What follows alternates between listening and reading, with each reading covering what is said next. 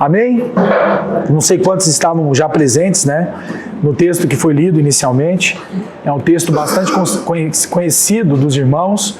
É o famoso texto onde Jesus pergunta para Pedro que as pessoas estavam dizendo quem era ele. E aí ele fala várias coisas, que ele era um tipo de Elias, alguma coisa do tipo. E Jesus rapidamente faz a pergunta que nós deveríamos aprender rapidamente também. Quem você diz que eu sou? E Pedro vai dizer que ele era o Cristo, Filho do Deus vivo. E Jesus fala para Pedro que era impossível alguém chegar a essa conclusão de maneira natural. Foi necessário que o próprio Pai intervisse na mente de Pedro para contar quem era aquele homem que estava andando em duas pernas aí pelo mundo, que era Cristo. Mas para que a gente possa iniciar essa meditação no dia de hoje, eu queria contar uma história. Sou bom de história, a Letícia que gosta, né? Mas em 2016, eu estava assistindo uma corrida de maratona. Eu não gosto muito de corrida de maratona porque eu acho um pouco cansativa, né? Porque o cara começa a correr e você tem que, né, daqui 42 quilômetros, assistir o que vai acontecer. Então, eu aprendi a assistir maratona. Você liga a TV, vê quem começa, né, quem dispara. Depois de uma hora e pouquinho, 50 minutos, você volta que você vai ver a chegada, que é o que mais importa, né? E aí eu lembro que nessa maratona, estava, né, vendo a chegada lá e faltava poucos metros. E o primeiro colocado que estava chegando para ser o primeiro, de repente ele cai no chão. E quando ele caiu no chão, ele meio que desfalece e ele não consegue levantar. Imagino que aquela corrida, né, aquele pique que ele estava, na hora que ele caiu, acho que é como se ele falasse, meu Deus, e agora, o que eu faço? E o mais curioso foi que atrás dele vinham outros concorrentes, obviamente, né? E de repente o que estava em segundo passou ele e foi embora. Falou tipo assim, tchau pra você, né? E o terceiro que estava vindo, que poderia chegar em segundo, de repente tomou uma decisão um pouco estranha, pelo menos para nós. Ele para, ele vê aquele homem no chão, levanta ele e vai levando ele até a chegada. Só que nesse processo, imagino que para levar um já era difícil, né? Levar dois era muito mais difícil. E nesse processo que ele estava levando, foi passando o segundo, o terceiro, o quarto, o quinto, o sexto, o sétimo, o oitavo. E esse homem que estava levando esse rapaz que estava no chão, ele chegou em 10º. Até o que ele estava ajudando chegou primeiro que ele, segundo quem estava fazendo a avaliação. Ele chegou na frente, então ele chegou em 10º. Mas o mais legal é que ao final da corrida, ele não levou nenhum prêmio, né? A atitude que ele teve chamou a atenção de todo mundo, mais do que aquele que chegou em primeiro. E ele foi ser entrevistado. E aí o repórter, quando foi entrevistado, falou assim para ele, nossa, nós estamos impressionados com a sua atitude. Por que você tomou essa atitude? E a resposta dele foi surpreendente. E ele falou, que atitude?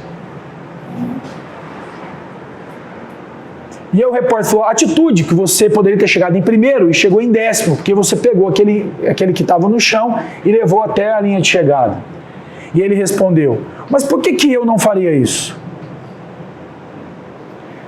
Pode parecer estranho, mas a resposta dele foi profundamente estranha. Porque o repórter olhou para ele e falou assim, porque é óbvio, quem está na competição, está para a competição para quê? Para ganhar, ué. Então a minha pergunta é simples, por que você não chegou em primeiro ao invés de ter chegado em 10º? O que fez você fazer isso? E ele respondeu, não, mas para mim pareceu tão óbvio fazer o que eu fiz. E a pergunta nossa hoje é, por que esse homem fez isso? O que levou esse homem a ter tal atitude? E vamos falar a verdade, você no lugar dele faria o mesmo ou não? Você no lugar dele, você imitaria a atitude que ele teve? Pensa no seu trabalho, pensa nas suas ações, pensa nos seus relacionamentos. O que levou tal homem a ter tal atitude? Por que ele pensa assim e não iguais ao restante dos corredores? 8 pessoas passaram na frente dele. 8. E os 8 se aproveitaram da atitude que ele teve. Nós podemos dizer que 8 pessoas se beneficiaram da atitude que ele teve. A pergunta é, por que que ele fez isso? E o tema que eu queria compartilhar com os irmãos hoje é um tema que já vem me incomodando há um certo tempo, inclusive no meu trabalho, inclusive naquilo que eu faço no dia a dia. Se eu pudesse dar um tema, viu, Dani, para a mensagem, eu queria chamar essa mensagem de o poder da identidade. O poder da identidade. E eu quero começar tentando definir a palavra identidade. O que significa a palavra identidade? A palavra identidade, se você procurar no Pai dos Burros, no Aurélio, vai falar que é a qualidade do que é idêntico. Identidade, então, é a qualidade de quem é idêntico. Conjunto de características que distingue uma pessoa ou uma coisa por meio das quais é possível individualizá-la. 3. Igualdade entre expressões, que se verifica para todos os possíveis valores atribuídos às variáveis que ela contém. A palavra identidade em latim vem da palavra idem, ou seja, o mesmo. Por isso que nós falamos identidade, que significa idem, que vem dessa origem dessa palavra, ou seja, o mesmo. Alguns vão dizer que esse conceito de identidade define todas as outras palavras. Por exemplo, quando nós falamos que uma pessoa fala que ela é vaidosa. A palavra vaidosa, por exemplo, que vem de vaidade, é a junção de duas palavras que fala que vai é de vacuno, vazio, e idade vem de identidade. Ou seja, quando alguém tem vaidade, é alguém que é vazio da sua própria identidade. Ele não sabe quem ele é. Esse tipo de pessoa, por exemplo, que é vaidoso, não é alguém que vai no salão de beleza cortar o cabelo. Segundo a Bíblia, o vaidoso é alguém que tem medo ou vergonha da opinião das pessoas. Ele é refém do que as pessoas pensam. Por exemplo, quando a Bíblia fala para você pregar o evangelho e você não prega porque você tem medo do que as pessoas vão pensar de você, a Bíblia está dizendo que você é vaidoso. Não tem nada a ver com cortar o cabelo.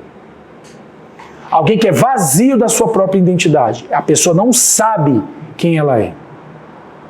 E aí, meus irmãos, eu vou tentar ser mais breve possível, que hoje a gente tem uma comemoração hoje, não é isso, Letícia? Prometo, eu vou tentar, viu, irmão? Eu prometo, em nome de Jesus. Fazer igual, né? Em nome de Jesus. Não sei quantos estão lembrados, mas eu compartilhei um tema há um tempo atrás, que foi inclusive um tema que eu tive a oportunidade de compartilhar com os irmãos na Colômbia. Porque nós, no presbitério, nós orando, nós percebemos que a igreja na Colômbia, da qual nós fazemos parte, estava sofrendo um grande problema entre os irmãos. E muitas vezes a gente acha que o problema tem a ver com aquilo que a gente está enxergando. E às vezes não é o que a gente está enxergando que é o problema. A raiz do problema, a causa do problema, é como se tivesse que fazer uma anamnese para entender o real problema, para poder atacar o problema. E me lembro que uma das coisas que nós discernimos como corpo, que o grande problema dos irmãos que da Colômbia estavam vivendo, não tinha a ver se eles acreditavam em dízimo, como alguns estavam discutindo, não tinha a ver se as mulheres podiam pregar ou não na igreja, que era uma das discussões que estava acontecendo entre eles, mas que o grande problema dos irmãos da Colômbia, que nós tínhamos discernido, era quem era Cristo. Parece que não tem nada a ver uma coisa com a outra, não é verdade?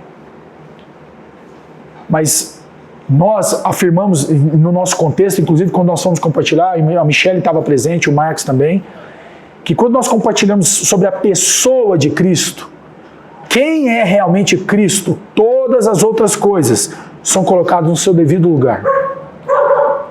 E de fato, quando nós erramos, nós falhamos na pessoa de Cristo. Eu preciso de um gole d'água aí, vocês e todo mundo errou, eu errei. Ok, Silas, ele vai servir água para o senhor. Olha aqui que eu tenho. E aí, meus irmãos, se nós formos reparar nas Escrituras, tem algo muito interessante nas Escrituras, que é bom entender. Primeiro, no Novo Testamento, o Novo Testamento foi escrito de uma maneira um tanto diferente. E ele foi escrito bem depois da morte e ressurreição de Jesus. Mas a igreja se deu logo depois da ressurreição de Jesus. A pergunta é, qual era o texto, qual era a escritura que os apóstolos ou os discípulos de Jesus estavam lendo então naquele momento? Por que é importante entender isso? Os apóstolos, se você ler os evangelhos e as cartas apostólicas, todas elas tinham uma coisa em mente: demonstrar quem era Jesus. A ênfase de todos os textos só tinha uma ênfase de preocupação: apontar a pessoa de Cristo. E os apóstolos, para reforçar a identidade de Cristo, se apoiaram em duas coisas. Por isso que é importante entender. A primeira coisa que os apóstolos se apoiaram para dizer que aquele homem era Cristo foi a ressurreição. A ressurreição teve um papel fundamental para dizer que aquele carpinteiro, nascido de um carpinteiro, que nasceu em Belém, que viveu em Jerusalém, era o Cristo, o Filho de Deus. E a segunda coisa que eles se apoiaram para dizer que aquele era Cristo foram, na verdade, as profecias do Antigo Testamento. Portanto, você vai ver textos que Jesus vai dizer que eu não vim cumprir a lei, mas eu vim cumprir, eu não vim abolir a lei, mas eu vim cumprir a lei, porque eu vim cumprir tudo aquilo que estava escrito sobre mim. Ou seja, o que estava escrito sobre Jesus? De alguma maneira, a antiga aliança, o Antigo Testamento, fizeram várias profecias para dizer quem era Cristo. Então, os apóstolos se apoiaram na ressurreição e nas profecias referentes a Cristo. E quando eles comparavam as profecias, eles falavam, realmente, esse é o Cristo. Realmente, esse é o Cristo. Isso também é para reforçar para nós que nós não somos sensacionalistas. Os sensacionalistas que hoje existem acreditam que o antigo pacto, a antiga aliança ou o Antigo Testamento foi abolido. E nós só vamos ficar com o Novo Testamento. Não. Se nós fazermos isso, nós estamos rompendo uma grande importância, algo tão importante relacionado à pessoa de Jesus. Porque a antiga aliança profere ou faz a profecia de quem era Cristo. E por que isso é importante para nós hoje, meus irmãos? Porque isso, ou essa falha, ou essa forma de pensar que foi acometida no tempo de Jesus e a preocupação dos apóstolos, ela precisa ser presente nos dias de hoje. Porque nós estamos enfrentando um grande problema social, como igreja, vamos dizer, porque nós continuamos com o mesmo problema da antiga aliança e o problema também da nova aliança que foi feita em Cristo Jesus. A pessoa de Jesus Cristo. Quem é Cristo? E eu vou explicar mais adiante por que eu estou dando essa ênfase nesse ponto. Uma pergunta importante que eu gostaria de fazer com os irmãos é: o que o cristianismo, ou o que Cristo se difere de todas as outras propostas de religião? Por que nós temos que, de fato, professar ou comunicar ao mundo o que nós temos, de fato, de diferente com aquilo que o mundo tem apresentado? Hoje, quando a gente olha para a realidade da igreja no mundo, a gente percebe que a igreja não se difere tanto do mundo. E aí me lembro de um grande teólogo que disse que a igreja, na perspectiva de alcançar o mundo, ela se tornou tão semelhante ao mundo que ela não consegue mais voltar ao seu estado original. E por que isso acontece? Porque a igreja perdeu de vista a pessoa de Cristo. Quem é Cristo? E aí, meus irmãos, o primeiro ponto que eu quero destacar do que nos difere com relação a qualquer outra proposta de religião, o primeiro ponto eu chamo de compensação. As grandes religiões do mundo que foram baseadas no judaísmo e no islamismo, e tudo se difere disso, como o cristianismo também, tem algo em comum. Eles atuam na perspectiva das compensações. E o que eu quero dizer com isso? As compensações ensinam que você precisa fazer algo para receber algo em troca. E todas essas religiões estão incitando as pessoas a terem metas, objetivos, para que, através dessas metas e objetivos cumpridos, elas vão conseguir se transformar naquilo que Deus quer que elas se transformem. Ou alcançar aquilo que elas querem que alcance. E qual que é o problema disso? O problema é que essa forma de pensar nos leva à autojustiça. E a autojustiça é a maior inimiga da cruz. Não existe no mundo um maior inimigo da cruz do que a autojustiça. O que é autojustiça, meu irmão? É achar que eu consigo me salvar. Seja por um intelecto, seja por recursos, seja por competências, e eu vou conseguir me salvar. Se você for assistir alguns coaches que hoje estão na moda, você vai perceber que no último ano aconteceu um movimento entre eles. Todos eles começaram a se transformar em espirituais. E eu estou falando de todos. E aí eu vou te falar por que isso está acontecendo. Se você for lá na página do Pablo Marçal, que é um coach bem famoso, você vai ver que no último evento que ele participou tem uma fotinha, onde estão todos eles reunidos. Todos eles quem? Todos os coaches, que faz a modinha hoje no Brasil. E eles estão sentados lá, sabe fazendo o quê? Definindo a meta para 2023. E sabe como é que eles definem a meta? Como é que nós vamos nos comportar agora em 2023 para que a gente possa falar a mesma língua? E eles fizeram isso lá em 2021 para fazer 2022. Você acha que não foi interessante que até o Thiago Nigro começou a falar de Jesus? Não estou questionando se ele se converteu ou não. Não estou convertendo. Mas eles têm. Você sabe que existem duas tribos hoje, né? A família lá do Nico e a família lá do Pablo Marçal, que é formado pelo Gilberto, que é lá de Goiânia.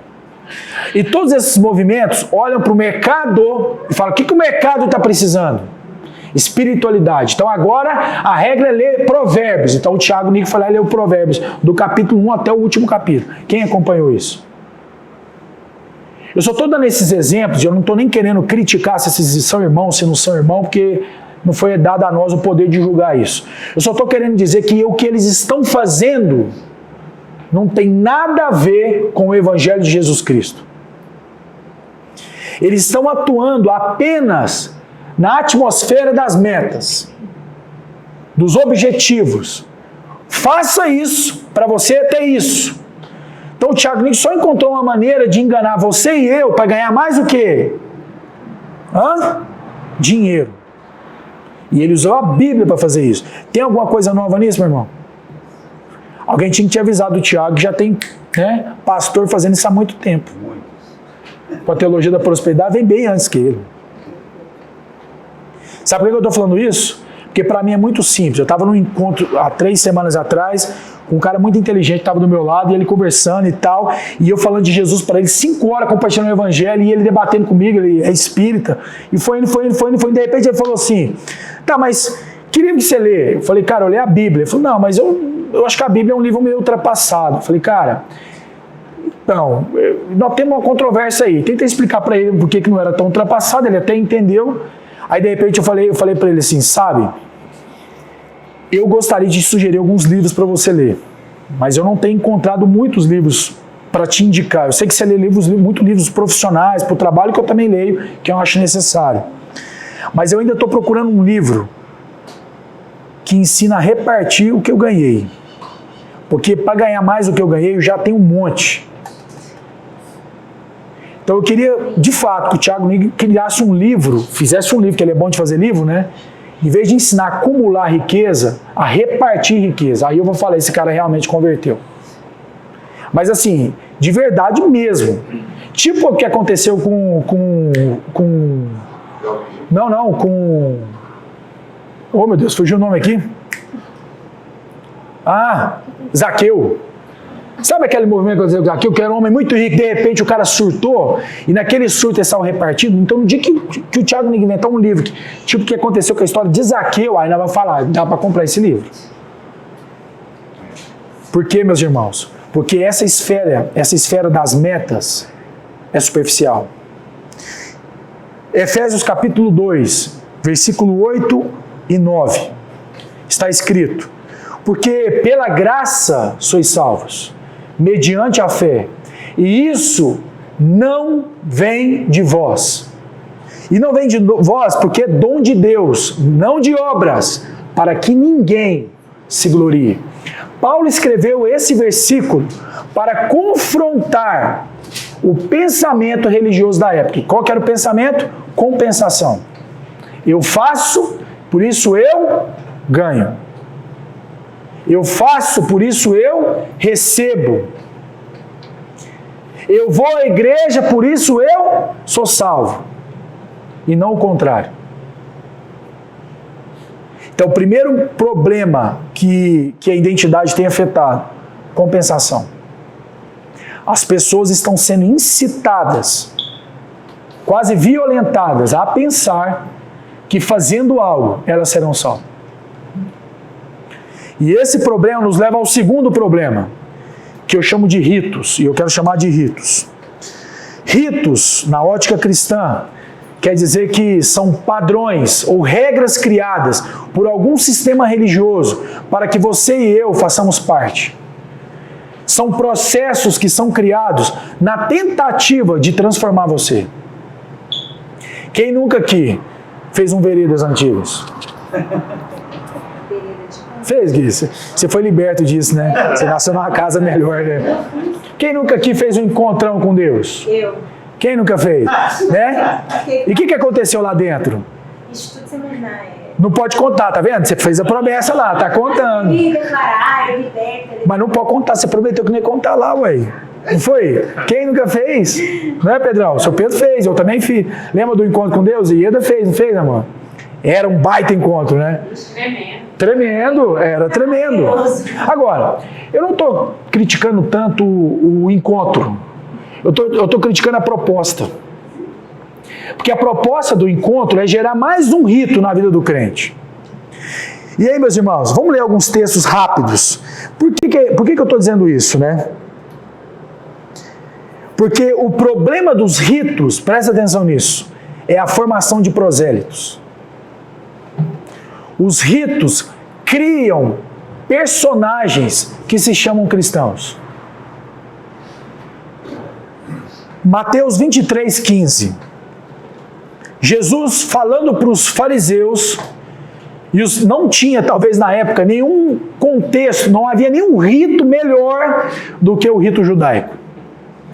Se tinha alguém que estava preparado para formatar um indivíduo, chamava o judeu. E eles eram rápidos nisso. E ali eles mudavam tão rápido a pessoa que eles mudavam o jeito de vestir, o jeito de falar, o jeito de cortar o cabelo, o jeito de tratar a mulher. A mulher tinha que calar a boca, não era bem assim? Então eles transformavam o contexto de maneira muito rápida. E quando Jesus olhou para isso, Jesus fez a seguinte afirmação: ai de vós, escribas e fariseus, hipócritas, porque rodeais o mar e a terra para fazer um prosélito. Ou seja, você faz o esforço do mundo para fazer um prosélito. E uma vez feito o prosélito, os tornais filhos do inferno 2 vezes mais do que vós. Eu vou te falar uma coisa. Tem como o cara ser 2 vezes condenado. É se tornando um religioso. E por que isso acontece? Mais uma vez, porque perderam de vista quem era Cristo. Identidade. Hebreus capítulo 9, versículo 9. O escritor aos Hebreus escreveu, falando referente se você ler o capítulo 9 desde o começo, o escritor vai dizer dos ritos que foram feitos em nome de Deus no Antigo Testamento. E ele vai falar que tudo isso aconteceu com uma proposta. E ele vai falar no versículo 9. E isto é uma parábola para a época presente. Isto que? O rito que ele estava mencionando. Que fazia uma vez por ano, o sumo sacerdote tomava um cordeiro, sacrificava, imolava em favor do povo, pelo pecado, para a remissão de pecado. Os ritos de Moisés. Então ele vai pegar isso que eu estou mencionando e vai dizer, isso é uma parábola para a época presente. E segundo esta parábola, se oferecem tanto dons como sacrifícios, embora estes, no tocante à consciência, sejam ineficazes para aperfeiçoar aquele que presta o culto. O que ele está dizendo? Que até o rito que foi dado por Deus era ineficaz, porque ele não transformava o indivíduo no padrão Deus. O padrão Deus não funcionava nos objetivos e metas e também nos ritos que eram criados pelo povo. Colossenses capítulo 2, versículo 21 e 23 ao 23. Paulo vai dizer, não manuseie isto, não proves aquilo, não toques aquilo outro, segundo os preceitos das doutrinas dos homens, pois que todas essas coisas com uso se destroem. Tais coisas com efeito têm aparência de sabedoria, como o culto de si mesmo, e de falsa humildade, e de rigor ascético. Todavia, não tem valor algum contra a sensualidade. Apóstolo Paulo vai reforçar que tudo isso que é provido pela mentalidade religiosa, de não faça isso, não faça aquilo, não tem poder nenhum contra a sensualidade. E a sensualidade, segundo a Bíblia, é a segunda coisa que cega o entendimento, que a primeira é o vinho. Está lá no Antigo Testamento.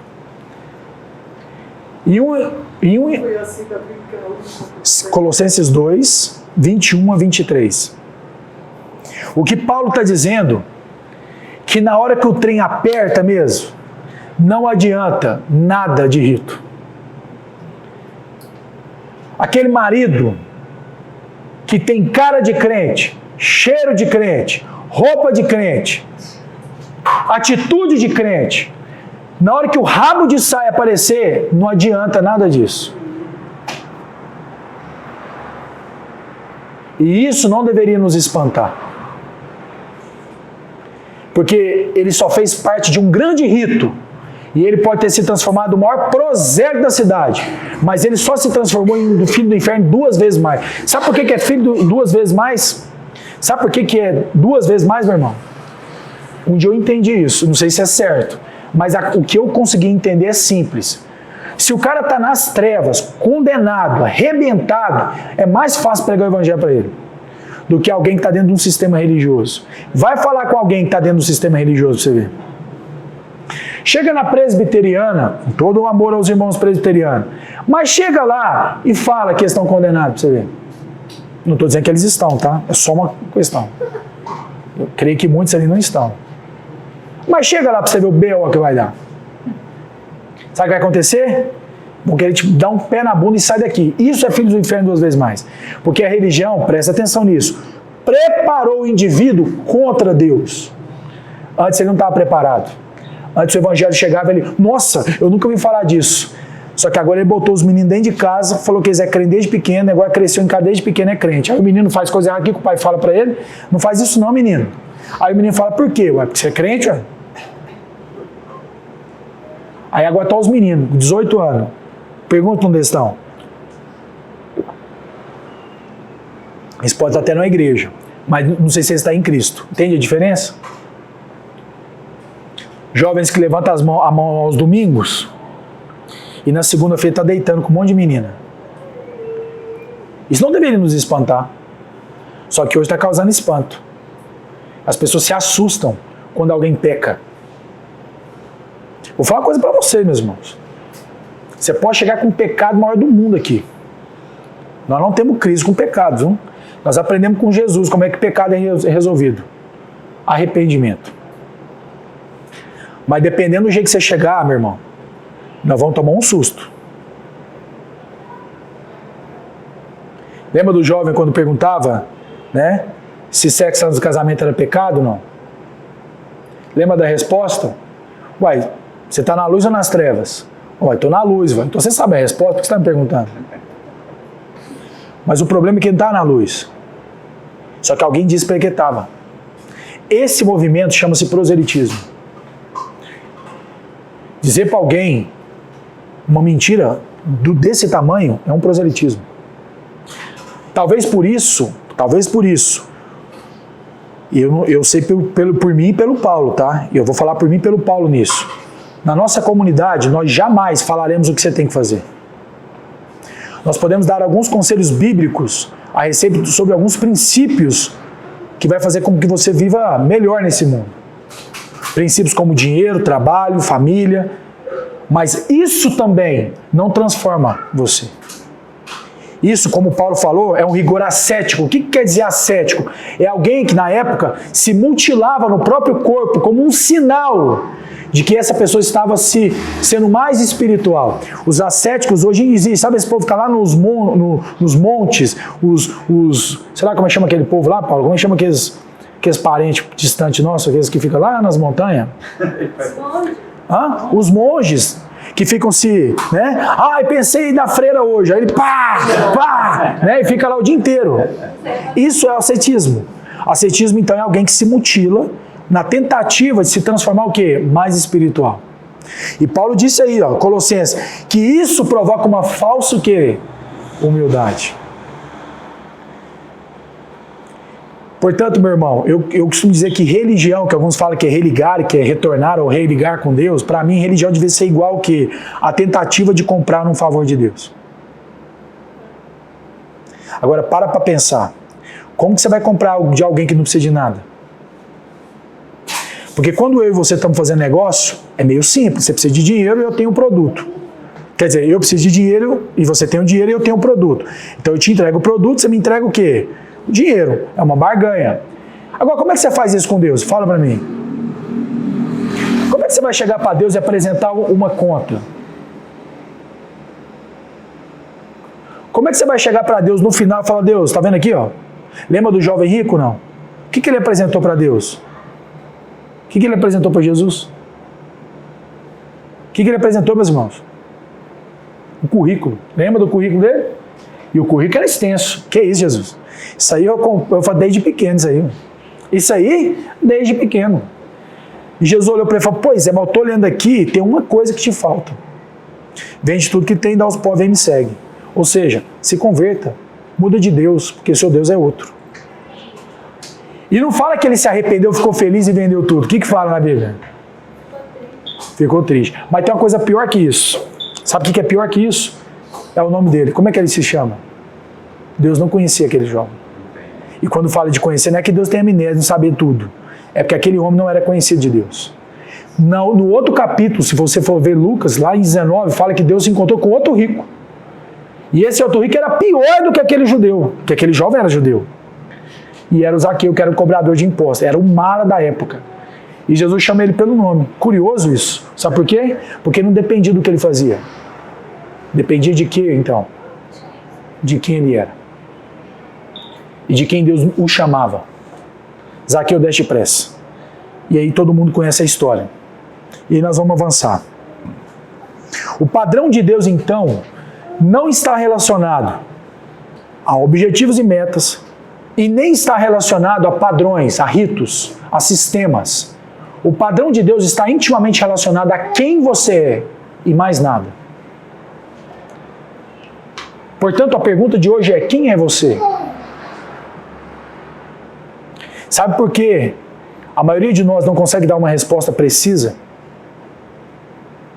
Sabe por quê? Porque nós ainda não temos a plena consciência de quem é Cristo. Quando eu disse no começo que o problema da época e os apóstolos se esforçaram para dizer que aquele era o Cristo, o mesmo problema ocorre nos dias atuais. Sabe por que a sociedade fala tanto de ideologia de gênero? Tanto que agora, os jovens agora virou um trem quase esotérico agora. Tem gente que, não, eu quero ser uma árvore.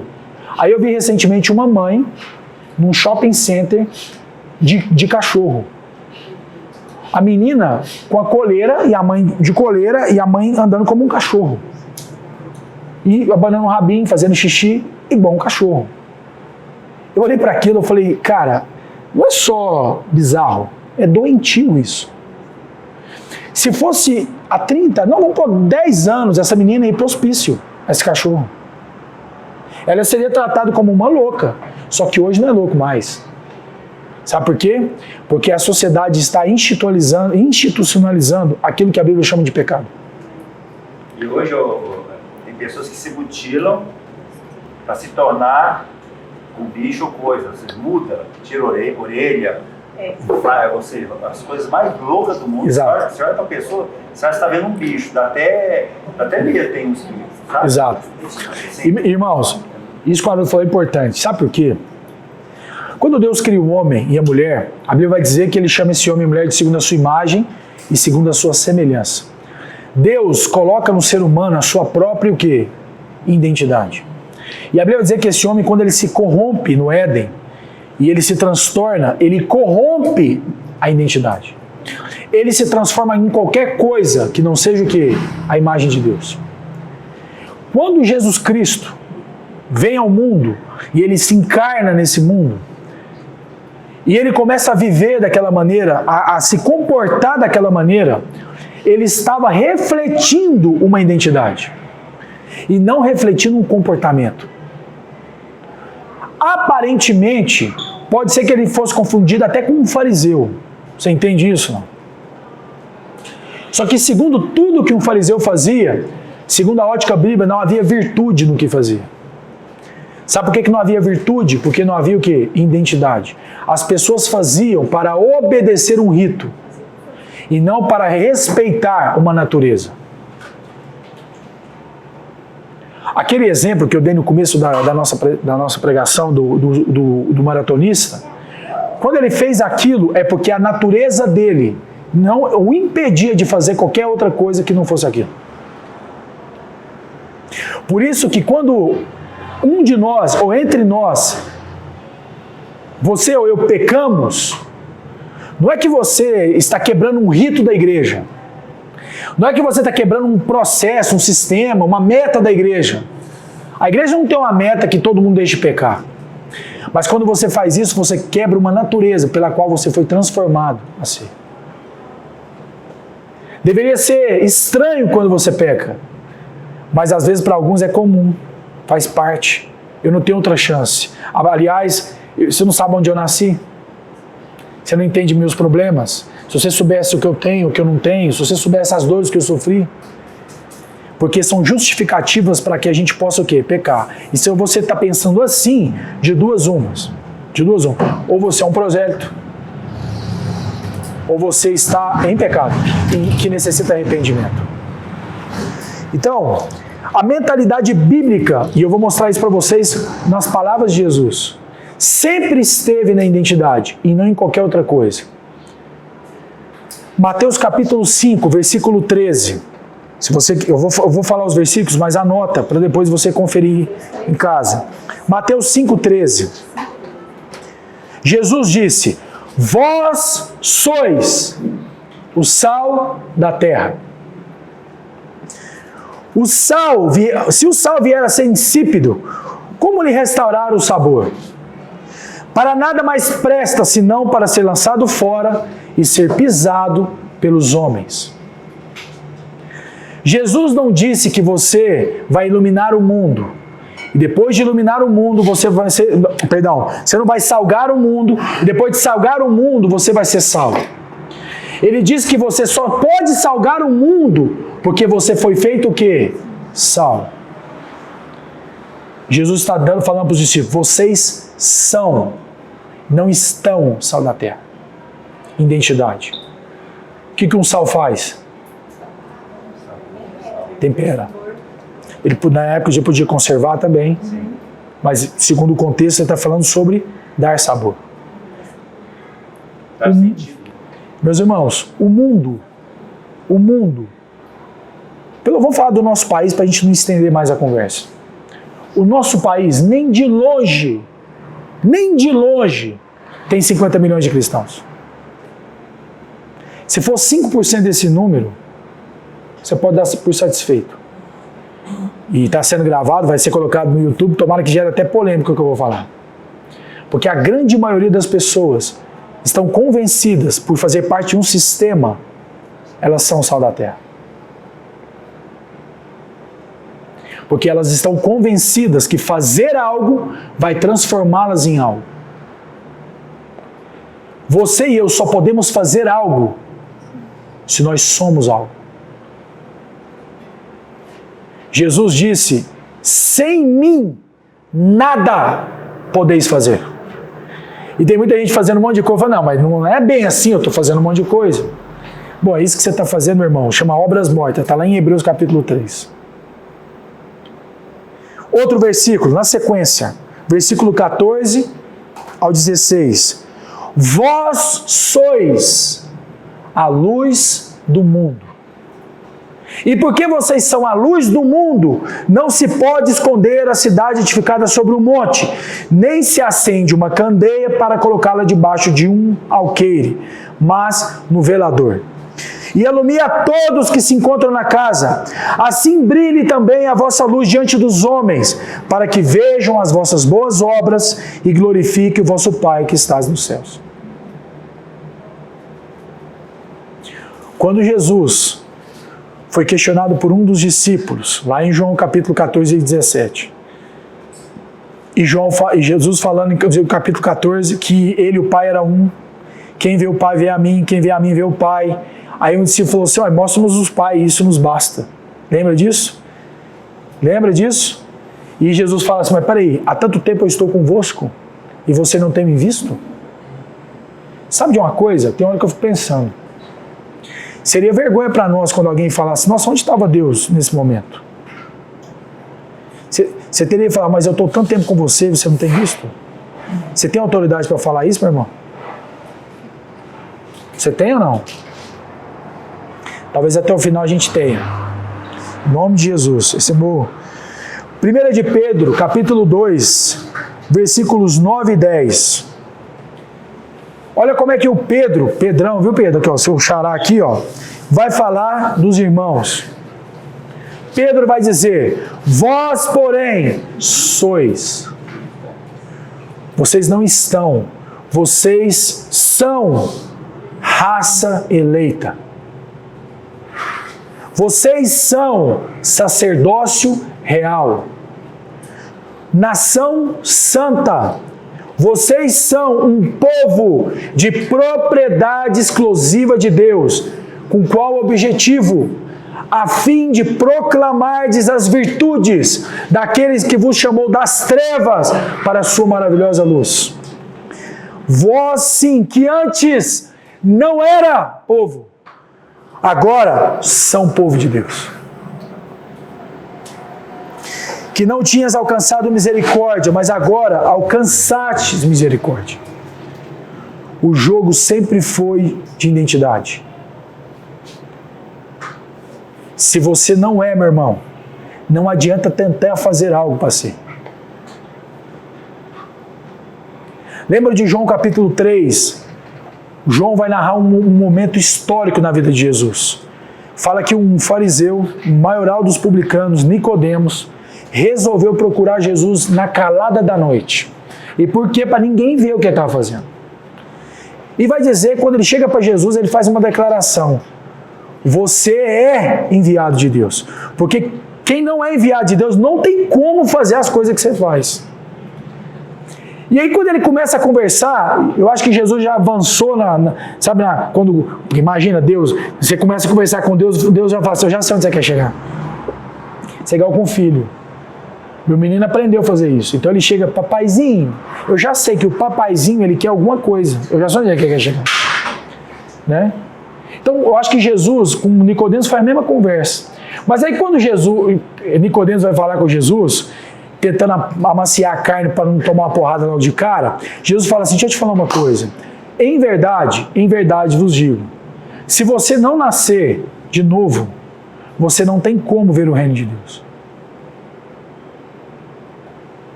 E a Bíblia vai dizer que Nicodemos teve um trevo, até tirou ali ele tirou um sarro da cara de Jesus. Não, peraí, eu já entendi que você fez um monte de coisa aí que parece que você é o Cristo, mas assim, essa conversa sua não faz sentido, porque como é que eu vou voltar para dentro da minha mãe?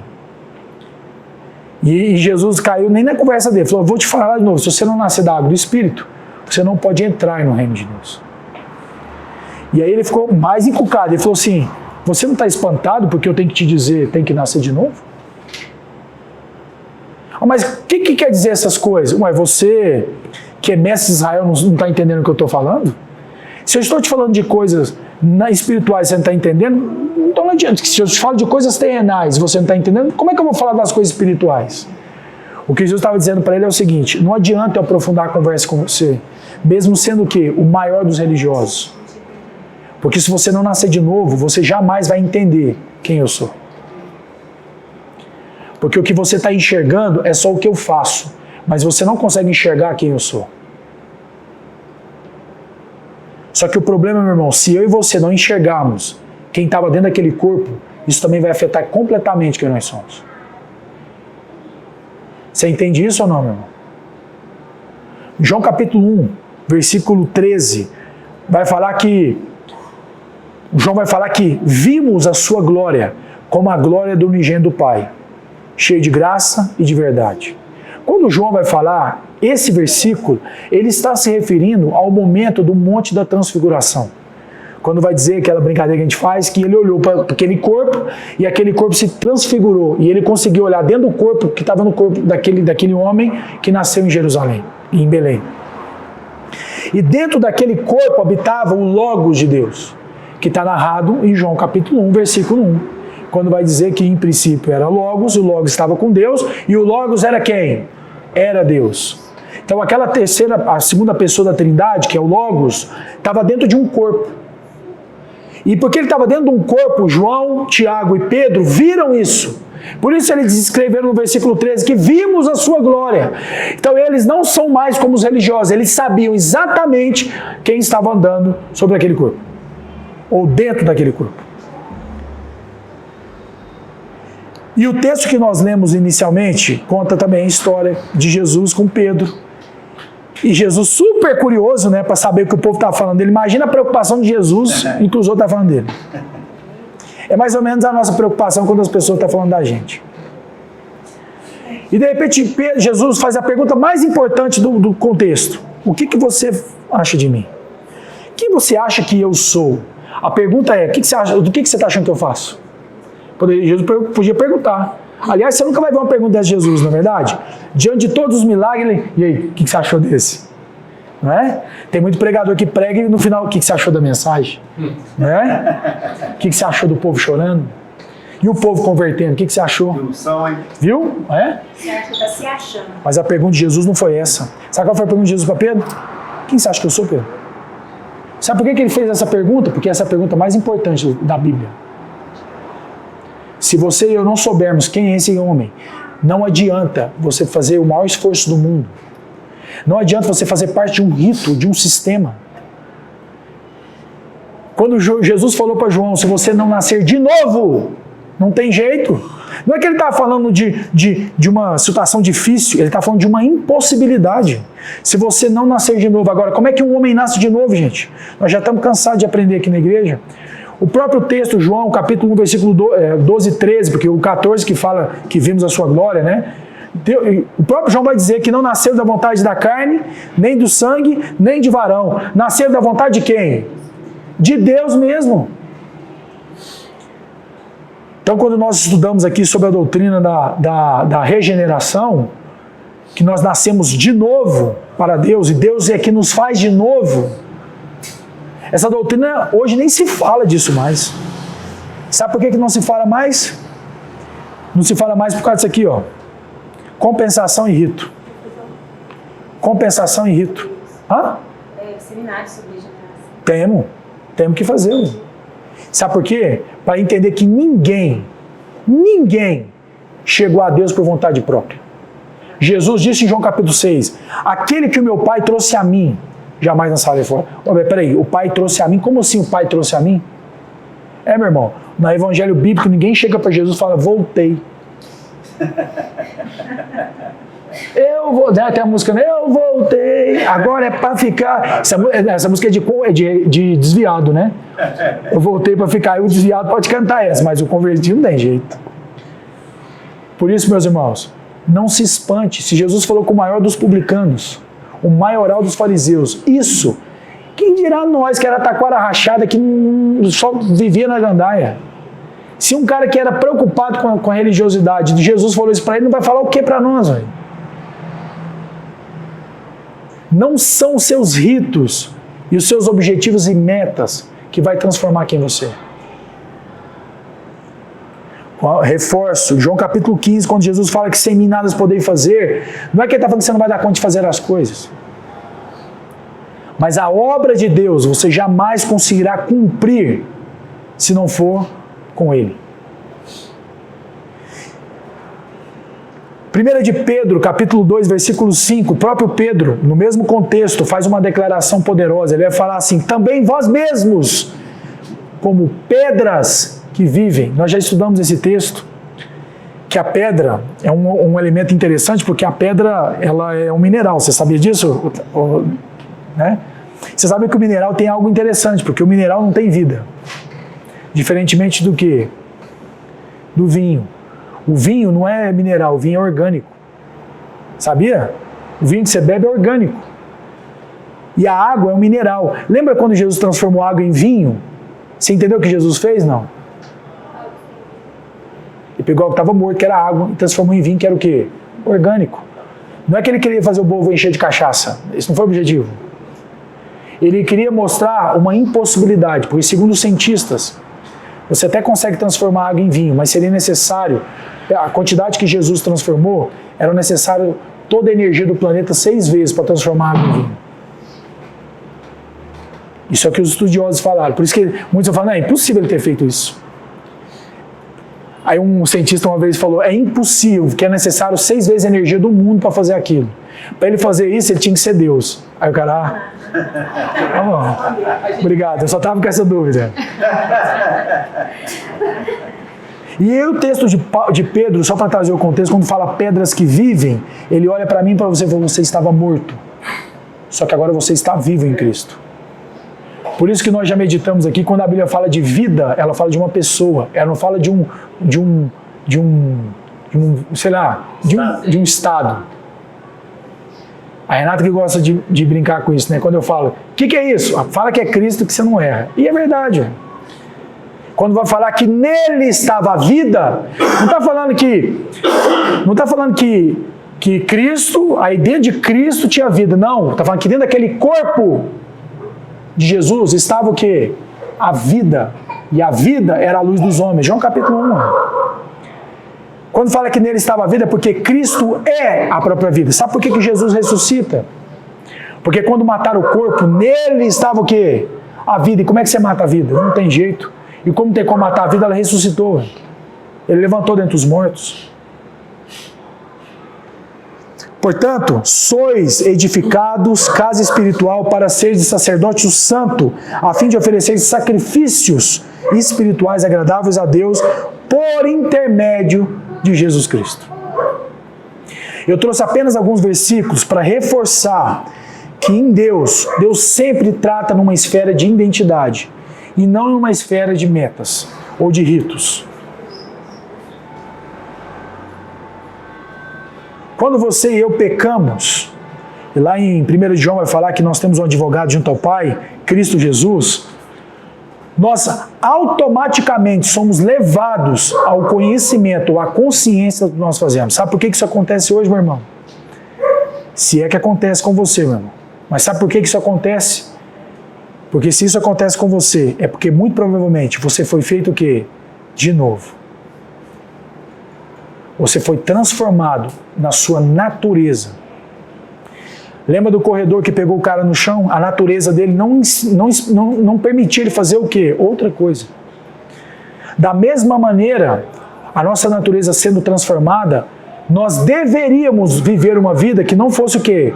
Diferente. Diferente de quem? De Cristo. Lembra da palavra identidade? Que significa idem? Ou seja, o mesmo.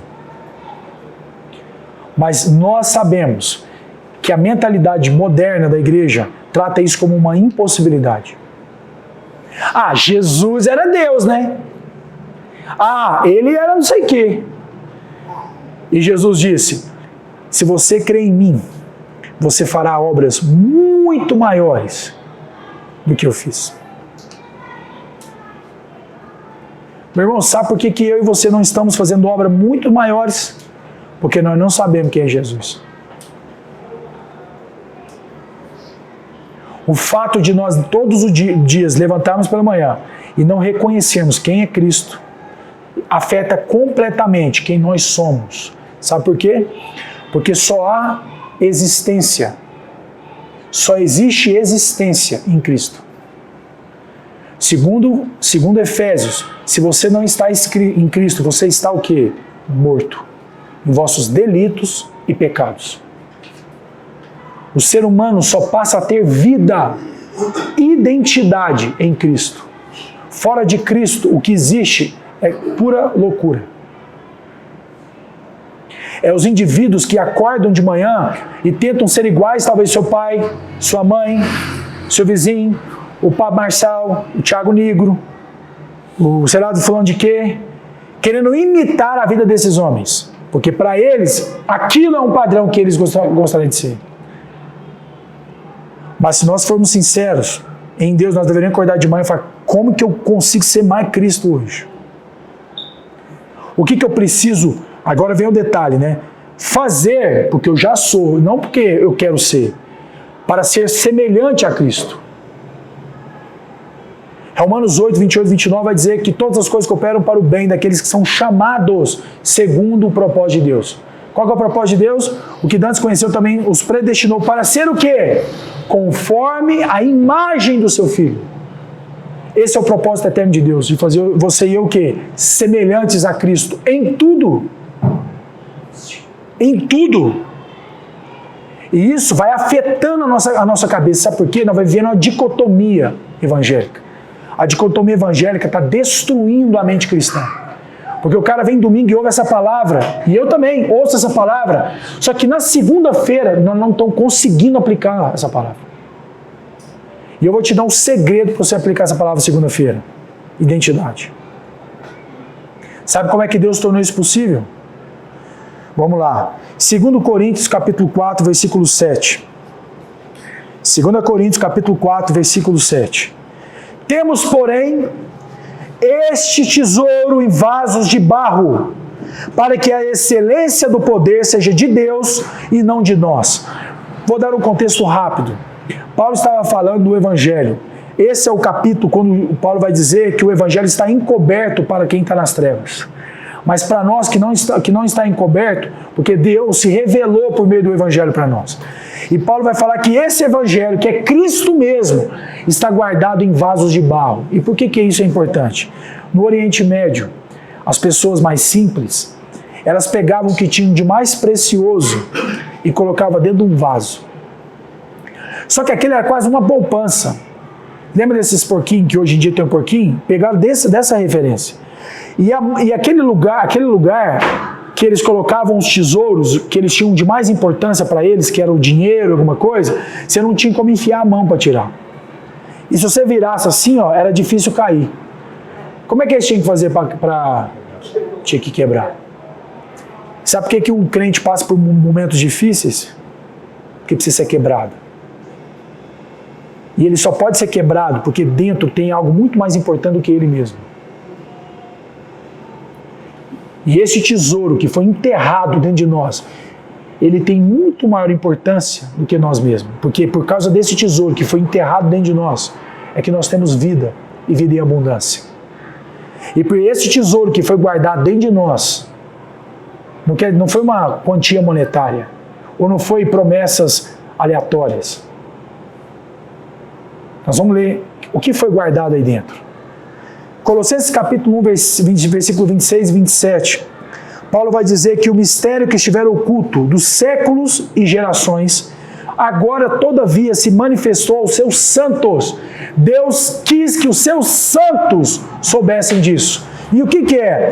Os quais Deus quis dar a conhecer qual seja a riqueza da glória desse mistério.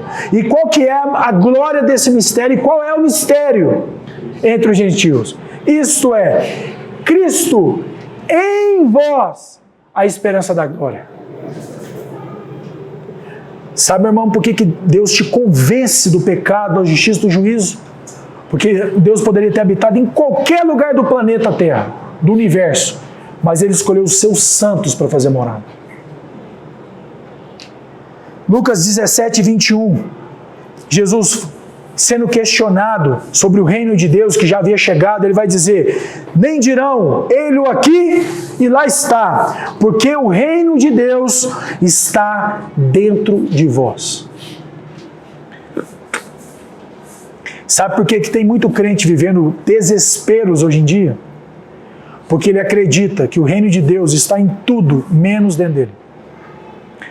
Talvez o reino de Deus está na casa, no carro, na saúde, na condição monetária, e a sua alegria estão em coisas externas e não internamente. Por isso que muitos de nós, quando desejamos desesperadamente algo, e nós adquirimos algo, o que você sente depois? Que nada mudou. Que nada mudou. Quando você deseja desesperadamente qualquer coisa, que seja uma casa, um carro, que seja saúde, e vem Deus e te dá aquilo, e você não sente nada. Por que rico pula da ponte, gente? Porque ele acha e ele acredita que quanto mais ele acumula, mais feliz ele vai ser. E quanto mais ele acumula, ele percebe que nada muda. E aquilo vai virando um ciclo vicioso. E ele pretende ter mais coisas. E ele percebe que aquilo não transforma ele. E como aquilo não transforma ele, ele vira um caos. Porque ele não vive num senso de identidade. Ele não sabe quem ele é. Ué. Ele não sabe nem por que ele está ganhando dinheiro. Ele não tem ideia por que ele acorda, por que ele levanta de manhã. Ele não tem noção de vida. Porque os seus parâmetros são ele. Portanto, Cristo nos deu um parâmetro, um tamanho, uma medida, que é ele mesmo. Então, se você quiser saber se você está tendo sucesso na sua caminhada, o nosso parâmetro já foi dado. Não é se você parece com o Tiago Nigo, com o Pablo Marçal, não é isso. É se você parece mais com Cristo. E as pessoas que são capazes de reconhecer que a sua luz está sendo brilhante. Nossa, tem alguma coisa diferente no seu aí. É impressionante, você chegou aqui e mudou alguma coisa. E você ainda poder olhar e falar assim, pois é, você vai achar que é eu. Mas não sou eu. 1 Coríntios 6,19, o apóstolo Paulo vai fazer uma afirmação para os coríntios. Acaso não sabeis que o vosso corpo é santuário do Espírito Santo, que está em vós, o qual tendes da parte de Deus, e que não sois de vós mesmos? O apóstolo Paulo vai dizer aos coríntios que por nós ter sido comprados, nós fomos feitos vasos, e dentro desse vaso Deus colocou o próprio ser dele em habitação. É como se eu dissesse que na segunda-feira, amanhã, se você vai na academia, você está levando Jesus, está levando o corpo, o seu corpo está levando o quê? O Pai, o Filho e o Espírito junto. Mas o nosso grande desafio é compreender isso na prática. Porque quando você está vivendo a segunda-feira sem esse entendimento, você vai ser corrompido em quem você é. Porque o problema não está em você ir na academia. O problema continua sendo quem você é. Porque se você é, você pode ir no inferno, literalmente. Jesus foi lá, ué. Se você é homem, você pode ir num prostíbulo falar de Jesus. Se você é. Mas se você tem dúvida, pelo amor de Deus, não vá. Mantenha pelo menos a aparência. Se você é, não tem problema nenhum você encontrar com quem quer que seja, com o capeta, com o demônio, com o maior bandido do mundo. Eles vão falar mal de você igual falar de Jesus. Quem é esse que está sentando com os pecadores? Mas sabe por que Jesus sentava com os pecadores? Porque não tinha dúvida de quem ele era. Zero dúvida. Então a sua natureza não tinha outra coisa a ser ou viver que não fosse aquilo. Hoje em dia nossas crises passam por isso, porque nós não temos plena convicção de quem nós somos. E por que nós temos isso? Porque nós não sabemos quem Cristo é. João capítulo 14, versículo 20 e o 23. Jesus disse, no versículo 20, naquele dia, vós conhecereis que eu estou em meu Pai, e vós em mim, e eu em vós. Respondeu Jesus, se alguém me ama, guardará a minha palavra, e o meu Pai o amará, e viremos para ele, e faremos nele morada. Sabe por que é possível viver o cristianismo hoje? Porque você e eu fomos convertidos em morada de Deus. Habitação de Deus.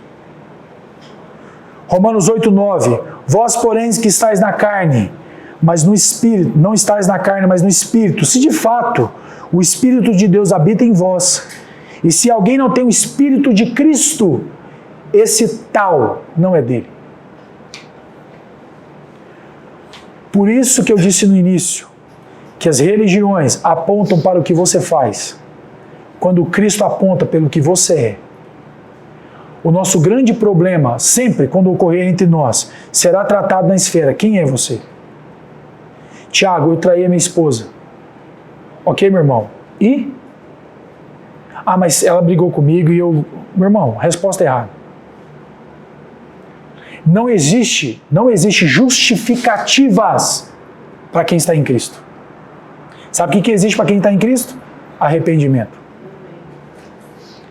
Se você tentar se justificar diante de Deus do pecado que você cometeu, meu irmão, você já perdeu de cara. E você, quando confronta o pecado do irmão, da mesma maneira, você também não é juiz na vida do irmão. Sabe quem é você na vida do irmão? Se é algo apenas que vai lembrá-lo. Lembrar de quê, Renato? De quem ele é. Meu irmão, eu estou vindo aqui como testemunha, tá? Para lembrar de quem você é. Você fez uma declaração diante dos homens, por meio do batismo. Você lembra lá do batismo? Lembro. Então aquela declaração, nós todos tomamos como verdadeira. Então eu estou vindo aqui lembrar você disso. A não ser que aquilo que você fez é mentira. Porque se você falar para mim que era mentira, meu irmão, nós vamos tomar um café, vamos dar o soquinho e tá tudo certo. Mas se aquilo que você falou é verdade, meu irmão, eu tô aqui, eu vou ficar aqui até você enjoar de mim. Mas eu vou ficar aqui para te lembrar quem você é. Irmãos que tratam com grosseria, com falta de respeito, um ao outro. Sabe por que isso acontece? Porque você tem tanto um problema de identidade, como um problema de reconhecimento. Sabe por quê? Porque a partir da ótica bíblica agora, se é que Cristo habitou na Michele, e se é que Ele habitou em mim, não é mais uma relação Tiago e Michele. É uma relação Cristo para Cristo. Sabe por que a Bíblia fala que você tem que considerar seu irmão maior que você? Lá está escrito isso. Porque você precisa olhar para ele como Cristo. E aí, meu irmão, começa o desafio.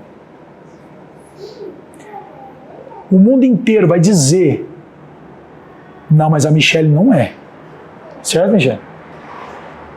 E o meu esforço é dizer: não, mas ela é.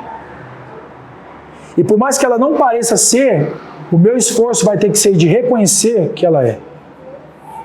E se isso acontece, meu irmão, uma relação verdadeira acontece. Genuinamente verdadeira. Quando Paulo nos ensina que nós temos que ter, de alguma maneira, paciência uns com os outros, porque cada um de nós está em uma latitude e uma longitude diferente de Deus no sentido da transformação, do processo de crescimento, é isso que nós temos que pensar. Por isso que a maioria dos problemas relacionais dentro da igreja passa porque a sua relação com Deus vai mal. No dia que a sua e a minha relação com Deus estiver bem, meu irmão, nenhuma relação entre nós vai ser ruim. Sabe quando a pessoa te trata com falta de respeito? Você deveria olhar com toda misericórdia para a vida dela e falar: irmão, tá tudo bem? Como é que está lá a relação com o seu Deus? Como é que anda as suas disciplinas espirituais? Porque faz parte do processo. Meditação, oração, leitura bíblica. Como estão essas coisas? Porque, meu irmão, hoje você fez uma coisa lá que o que você fez parece que você não é. Mas eu venho aqui te lembrar, porque você tem que mudar o jeito de fazer. Não tem lógica você tratar os seus irmãos desse jeito. Você está entendendo que você está tratando Cristo? Meu irmão, se você entender isso, fica mais fácil você convidar os irmãos para ir comer na sua casa. Que coisa boa chamar Cristo para ir comer na sua casa, não é não? Coisa boa dar uma carona para Cristo, é? Imagina, Cristo precisando de carona. Imagina a época de Jesus, que as viagens longas, passava o povo: quem é você, Cristo? Não, então não vou te dar carona. Duvido que você ia fazer isso.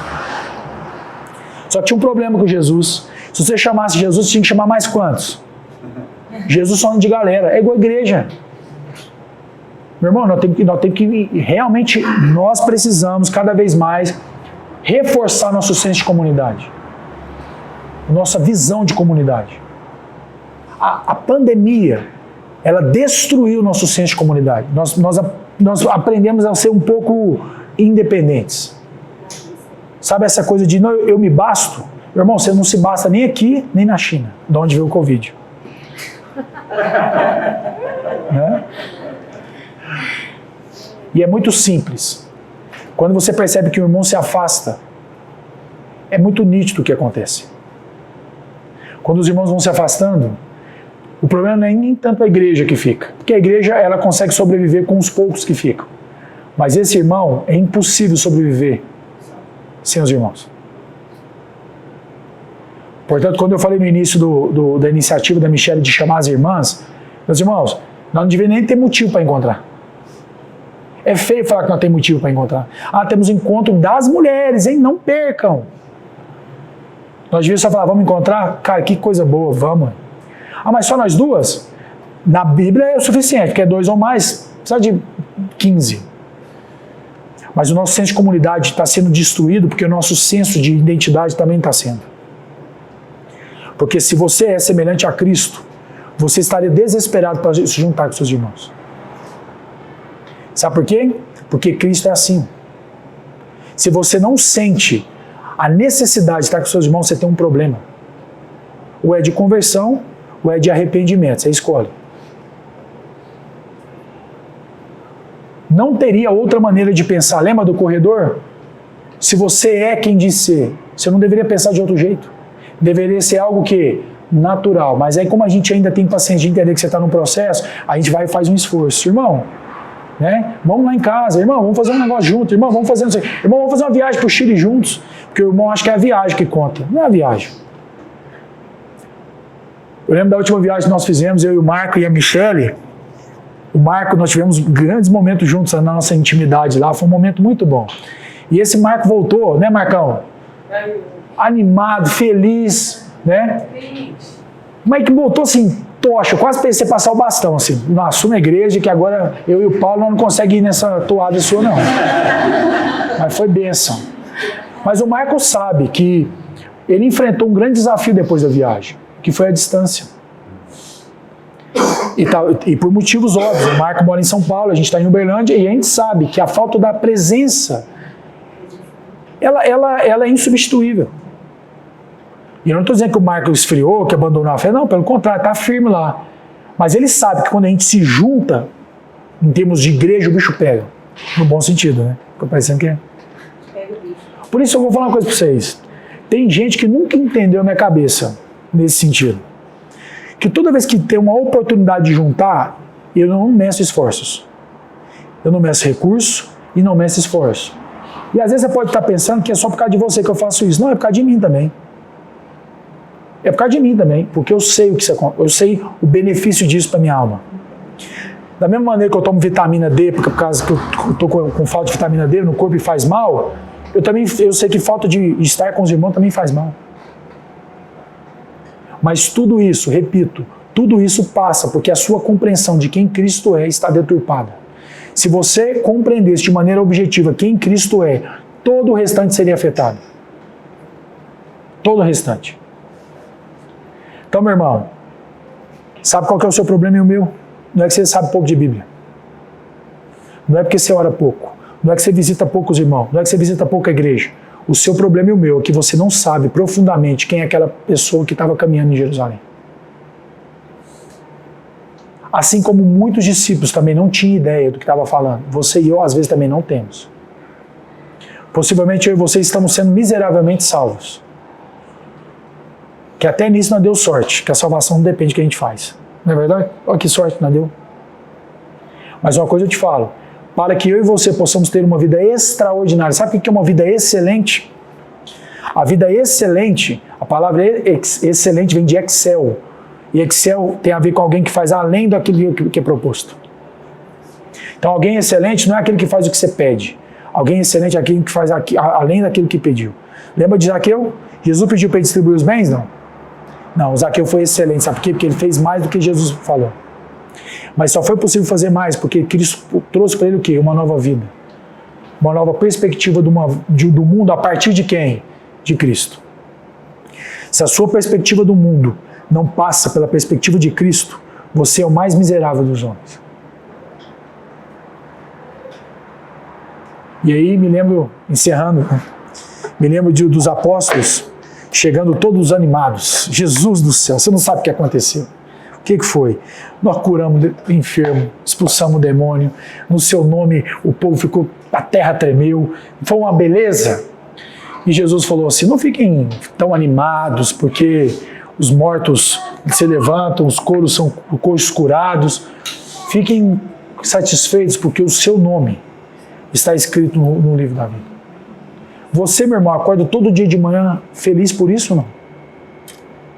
Você nem pensa nisso. Seja sincero.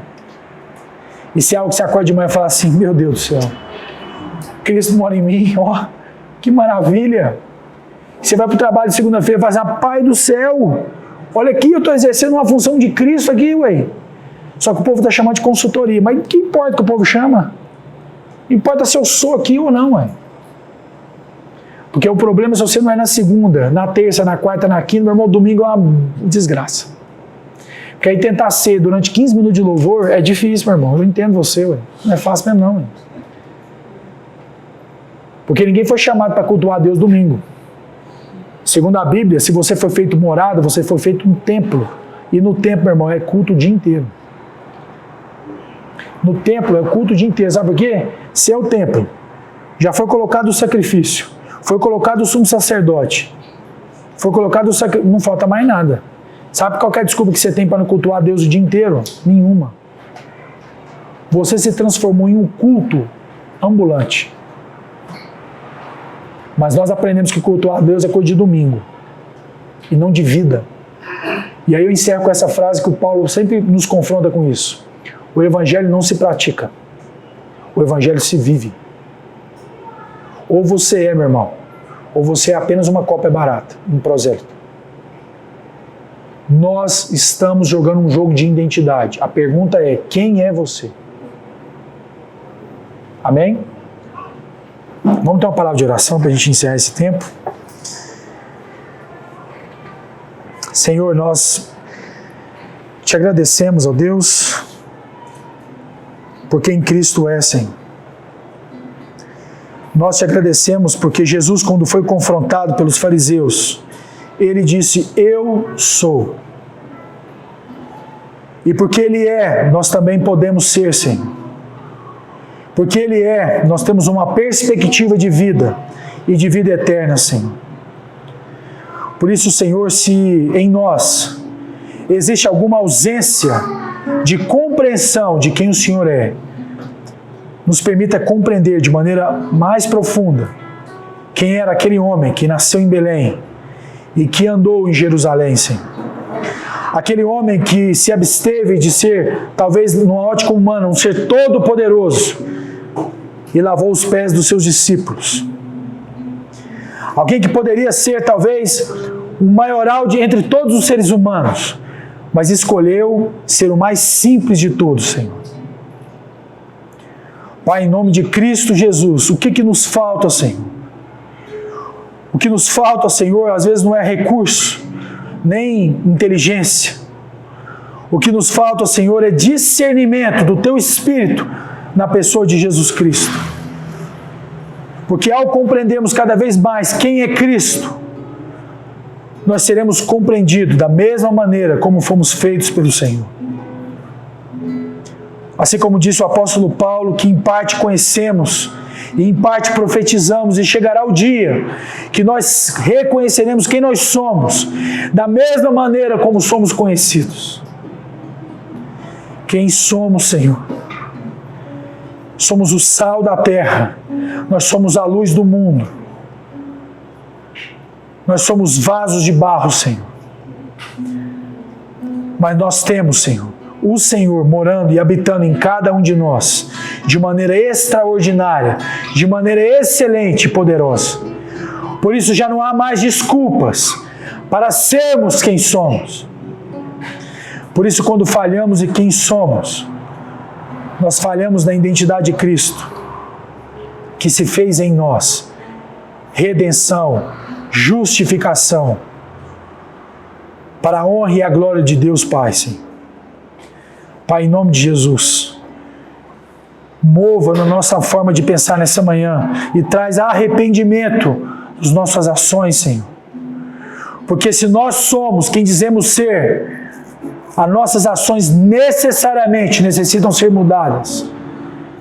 Porque se nós somos Cristo, as pessoas deveriam ver Cristo em nós, por meio das nossas obras, por meio das nossas ações, por meio das nossas palavras, por meio da maneira como nós nos relacionamos com elas. Por isso, Senhor, queremos ser como Cristo, do início ao fim. Pela manhã, pela tarde e também ao deitar, Senhor. Como Cristo faria nos nossos passos, Senhor. Pai, em nome de Cristo Jesus, eu oro por mim e também pelos meus irmãos, que o Senhor permita que nós possamos compreender a altura, a largura e a profundidade do Senhor. Te damos graça, Senhor, em nome de Cristo Jesus. Amém.